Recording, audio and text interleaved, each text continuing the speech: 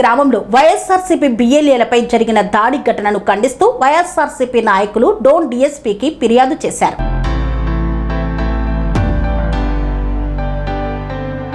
నంద్యాల జిల్లా డోన్ మండలం కన్నప్పకుంట గ్రామంలో వైఎస్ఆర్సీపీ బిఎల్ఏలపై జరిగిన దాడి ఘటనను ఖండిస్తూ వైఎస్ఆర్సీపీ నాయకులు డోన్ డీఎస్పీకి ఫిర్యాదు చేశారు. టీడీపీ నాయకుడు మధుసూదన్ రెడ్డి కులం పేరుతో దూషిస్తూ తన కుమారులతో కలిసి వైఎస్ఆర్సీపీ బిఎల్ఏ భరత్ మరియు అతని సోదరుడిపై రాళ్లతో దాడి చేశారని ఫిర్యాదులో పేర్కొన్నారు. ఈ ఘటనపై సమగ్ర విచారణ జరిపి బాధ్యులపై కఠిన చర్యలు తీసుకోవాలని వారు డీఎస్పీని కోరారు. ప్రజాస్వామ్య వ్యవస్థలు రాజకీయ కక్షలతో దాడులకు పాల్పడడం తగదని, ఇటువంటి ఘటనలు పునరావృతం కాకుండా చర్యలు తీసుకోవాలని కోరారు. ఈ కార్యక్రమంలో రాష్ట్ర మాజీ meat corporation chairman Sriramulu, MPP Regati Rajasekhar Reddy, volunteer విభాగం అధ్యక్షుడు పోస్టు ప్రసాద్, రాష్ట్ర వైఎస్ఆర్సీపీ విద్యార్థి విభాగం అధ్యక్షుడు కటారుకొండ సాయి కుమార్ తదితరులు పాల్గొన్నారు. నిన్నటి రోజు ఒకసారి చూసుకున్నట్లయితే మనము డోన్ నియోజకవర్గం డోన్ మండలం కన్నప్పకుంట్ల గ్రామంలోన భరత్ అనే రజకుడు ఆయన వైఎస్ఆర్ కాంగ్రెస్ పార్టీ బిఎల్ఏగా నియమించింది. ఆయన బిఎల్ఏగా నియమించబడ్డాడు కాబట్టి ఆయన పని ఆయన బిఎల్ఓతో వెంట ఉండి ఓటర్ వెరిఫికేషన్ ప్రాసెస్ కి ఆయన గ్రామంలో తిరుగుతున్నాడు. అదే సమయంలోన అక్కడకు మాధవ్ రెడ్డి అనే ఫీల్డ్ అసిస్టెంట్ అక్కడికి వచ్చి తెలుగుదేశం పార్టీ తరపు నుండి బిఎల్ఏగా ఆయన పర్ఫామ్ చేస్తున్నాడు. As per election commission norms ప్రకారము ఎట్టి పరిస్థితుల్లో నాకు ఫీల్డ్ అసిస్టెంట్ గానీ ఇతర ప్రభుత్వానికి సంబంధించిన వ్యవస్థలో ఉన్న ఏ అధికారి కూడా బిఎల్ఏగా ప్రవర్తించకూడదు. అది మన వైఎస్ఆర్ కాంగ్రెస్ పార్టీ బిఎల్ఏగా ఉన్న రజక భరత్ గారు బిఎల్ఓ ఆ గ్రామ బిఎల్ఓ గారి దృష్టికి తీసుకెళ్తే ఆ గ్రామ బిఎల్ఓ గారు కూడా ఆయనకు మాధవ్ రెడ్డి గారికి మీరు ఫీల్డ్ అసిస్టెంట్ గా ఉన్నారు కాబట్టి ఎట్టి పరిస్థితిలోన తెలుగుదేశం పార్టీ నుండి బిఎల్ఏగా రిప్రజెంట్ చేయాలని చెప్పేసి ఆమె క్లియర్ కట్ గా ఆయనను రిస్ట్రిక్ట్ చేసింది. అయినప్పటికీ కూడా వాళ్ళు మేము అధికారం పార్టీ మేము ఎలాగైనా తిరగొచ్చు అని బలవంతంగా ఆమె మేడం గారితో పాటు బిఎల్ఓ గారితో పాటుగానే తిరిగాడు. దాంతో పాటుగా ఆయన రజక భరత్ అనే వ్యక్తి నిన్న ఆదివారం ఉదయం 8:30 సమయంలోన ఆ గ్రామ పరిధిలోని ఒక రచ్చకట్ట దగ్గరికి వెళ్తుండగా అక్కడే ఉన్న ఈ సదరు ఫీల్డ్ అసిస్టెంట్ ఎవరైతే ఉన్నారో మాధవ్ రెడ్డి గారు ఆయన ఏందిరా అంటే కులం పేరు పెట్టి ఏదిరా చాకలి నా కొడక నువ్వు మమ్మల్ని క్వశ్చన్ చేసేవాడివా, నువ్వు మాపై కంప్లైంట్ ఇచ్చేవాడివా, మేమనుకుంటే మేము అధికార పార్టీలో ఉన్నాము, మేమనుకుంటే నీ ప్రాణం మిగలగలదా, ఎట్లా తిరుగుతావో మేము చూస్తామని చెప్పేసి చాలా చొప్పరాని పదజాలంతోన కులం పేరుతోన దూషించిన విధానము నిన్న గ్రామం అంతా కూడా చూసింది.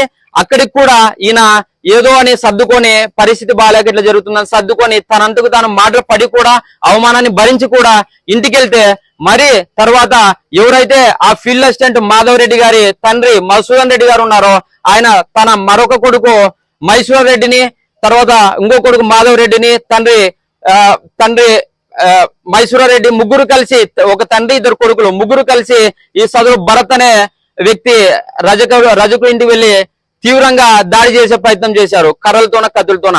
అదే సమయంలోన వీరు అగైన్ మరి చాకలి నా కొడుక ఎలా చేస్తావు నిన్ను చంపేస్తామనే పెద్ద పెద్ద మాటలతో దూషిస్తుంటే భరత్ చిన్నాన్న కొడుకైన వెంకటేశ్ మీరు పదే కులం పేరు పెట్టి దూషించడం సరైన పద్ధతి కాదని నివారించడానికి వచ్చిన సందర్భంలో ఆయన పైన కూడా కులం పేరు దూషించి ఆయన పైన కూడా దాడి చేయడంతో ఆయనకు కూడా తలకి తీవ్రమైన గాయం జరిగింది. ఈ రోజు మేము వైఎస్ఆర్ కాంగ్రెస్ పార్టీ నాయకులుగా తర్వాత రజక సంఘం నాయకులుగా ఒకటే తెలియజేస్తున్నాము. రజక కులం చాలా అట్టడుగుగా ఉన్న కులము, అణిచివేయబడిన కులము సొసైటీలో. అట్లాంటి కులానికి దివంగత నేత వైఎస్ రాజశేఖర రెడ్డి గారు ఉన్నప్పుడు first time MLA ticket Warangal least లో ఇచ్చి గెలిపించడంతో పాటుగా మినిస్టర్ ని దాదాపుగా 5 సంవత్సరాలు పైబడి నడిపించిన ఘనత రాజశేఖర రెడ్డి గారికి నడుస్తుంది. ఆ రోజు సారాయ్ గారిని క్యాబినెట్ బెర్త్ లోన మినిస్టర్ చేశాడు. తర్వాత మునుపెన్నడూ లేని విధంగా రజక వెల్ఫేర్ డెవలప్మెంట్ అండ్ కార్పొరేషన్ పేరిట రజకులు అభివృద్ధి చెందాలనే గొప్ప ఆకాంక్షతోన మన గౌరవనీయులు వైఎస్ జగన్మోహన్ రెడ్డి గారు కూడా ఆయన అధికారంలోకి వచ్చిన వెంటనే రజక్ కార్పొరేషన్ ఏర్పాటు చేశారు.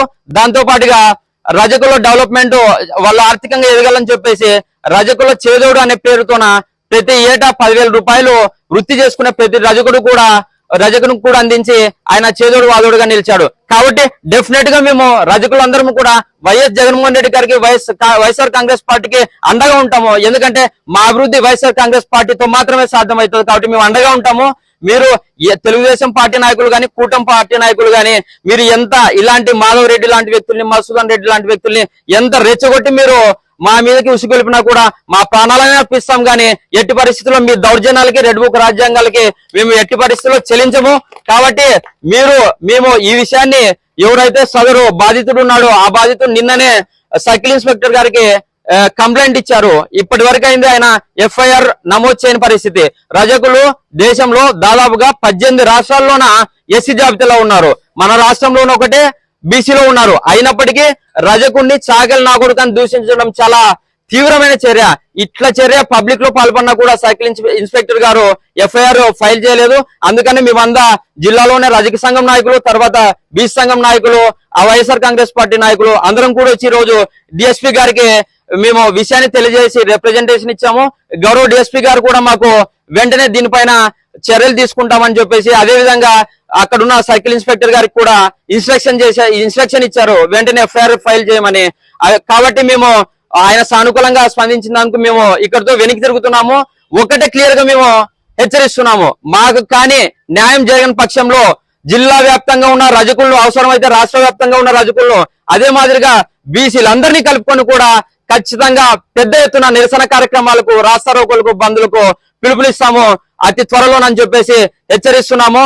కాబట్టి రజకులకు, తర్వాత సంబంధిత భరత్ గారికి, వెంకటేష్ గారికి వెంటనే న్యాయం చేయాలని చెప్పేసి డిమాండ్ చేస్తూ సెలవు తీసుకుంటున్నాను. నా పేరు కటారకొండ సాయి కుమార్, రాష్ట్ర కార్యదర్శి వైఎస్ఆర్ కాంగ్రెస్ పార్టీ విద్యార్థి విభాగం.